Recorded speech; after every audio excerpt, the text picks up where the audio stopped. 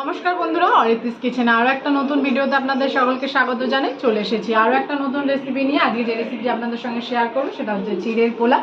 তো ভিডিওটা স্কিপ না করে পুরোটা দেখবেন। এই চিড়ের পোলাও বাচ্চাদের সকালের টিফিনে এবং ব্রেকফাস্টে সব কিছুতেই আপনারা তৈরি করতে পারেন। তো আমি কি করে বানাই সবটাই আপনাদের সঙ্গে শেয়ার করবো। ভিডিওটা স্কিপ করবেন না, ভিডিওটা পুরোটা দেখবেন। তাহলে চলুন ভিডিওটা শুরু করা যাক।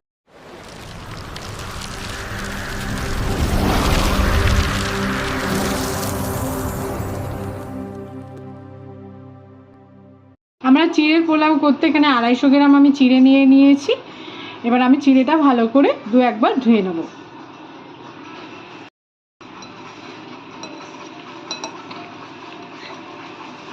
চিড়ে বেশি ধোবেন না, তাহলে নরম হয়ে যাবে এবং পোলাওটা ভালো হবে না। ভালো করে অল্প জলে একবার ধুয়ে নেবেন হালকা হাতে। আমরা ছাঁকনির সাহায্যে জলটাকে ভালো করে ঝরিয়ে নেব। তারপরে আমরা 10 মিনিটের জন্য চিড়েটাকে একটা শুকনো থালার মধ্যে ছড়িয়ে রেখে দেবো, তাহলে চিড়েটা ঝুরঝুরে হয়ে যাবে। চিড়েটা আমরা একটা শুকনো থালার মধ্যে ভালো করে চিড়েটা 10 মিনিট ধরে ছড়িয়ে রেখে দিয়েছি। চিড়ে আমাদের ঝরঝরে হয়ে গেছে। এবার আমরা রান্নাটা শুরু করছি। আমরা কড়াইতে দিয়ে দিচ্ছি রিফাইন অয়েল। এর মধ্যে আমরা চিনে বাদামগুলো ভেজে নেব।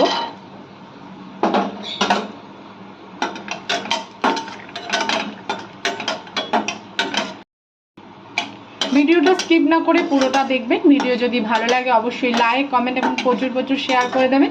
আর নতুন বন্ধুরা চ্যানেলটিকে সাবস্ক্রাইব করতে ভুলবেন না। পাশে থাকা বেল আইকনটি প্রেস করে অল নোটিফিকেশন অন করে দেবেন, যাতে আমার সমস্ত রান্নার ভিডিওগুলো সবার প্রথমে আপনাদের কাছে পৌঁছে যায়। আমার বাদাম ভাজা হয়ে গেছে, আমি তুলে ফেলছি।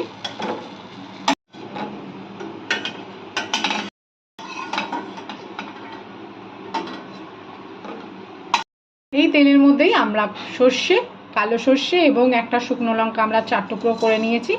আমরা ভালো করে এটাকে ভেজে নেব।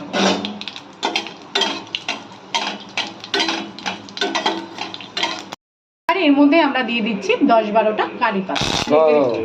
কারি পাতা দিয়ে আমরা ঢাকনাটা ঢেকে রাখছি।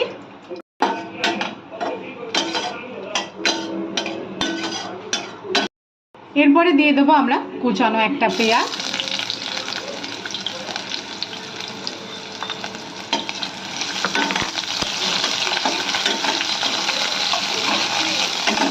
দিয়ে দেবো কুচানো কাঁচা লঙ্কা দিয়ে আমরা ভালো করে পেঁয়াজ ও কাঁচা লঙ্কা একটু ভেজে নেব।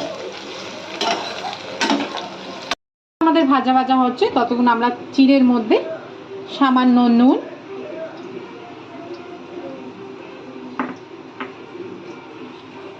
আর কিছুটা পরিমাণে চিনি দিয়ে আমরা একটু মেখে রাখবো।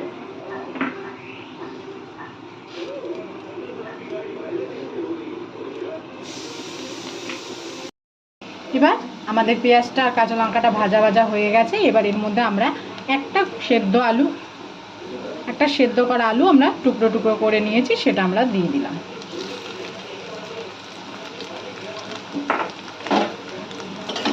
আমরা ভালো করে মিশিয়ে নেব। আলুটা আমরা একটু ভাজা করে নেব। এর মধ্যে আমরা দিয়ে দেব হলুদের গুঁড়ো, দিয়ে দেবো লবণ। যেহেতু আমরা চিড়েতে লবণ এবং চিনি মাখিয়েছি, এর জন্য আমরা এখানে অল্প পরিমাণে লবণ দিলাম।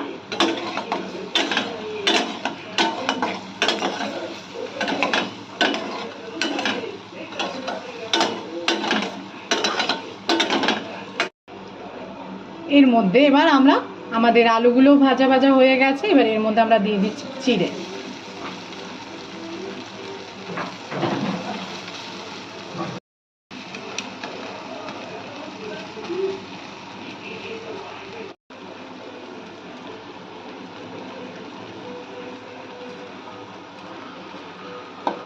এবার ভালো করে আমরা চিড়েটা মিশিয়ে নেব।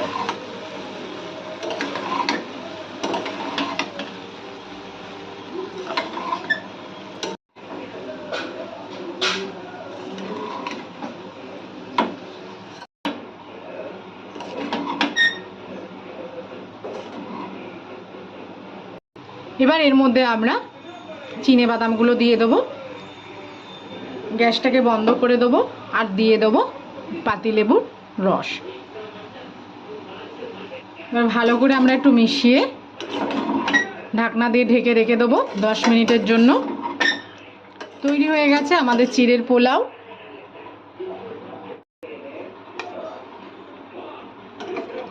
তৈরি হয়ে গেছে আমাদের চিড়ের পোলাও। ভিডিওটা সম্পূর্ণ দেখার জন্য সকলকে জানাই ধন্যবাদ।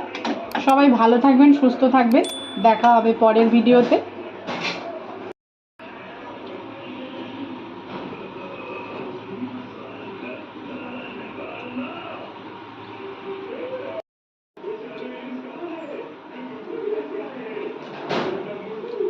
বন্ধুরা, দারুণ হয়েছে।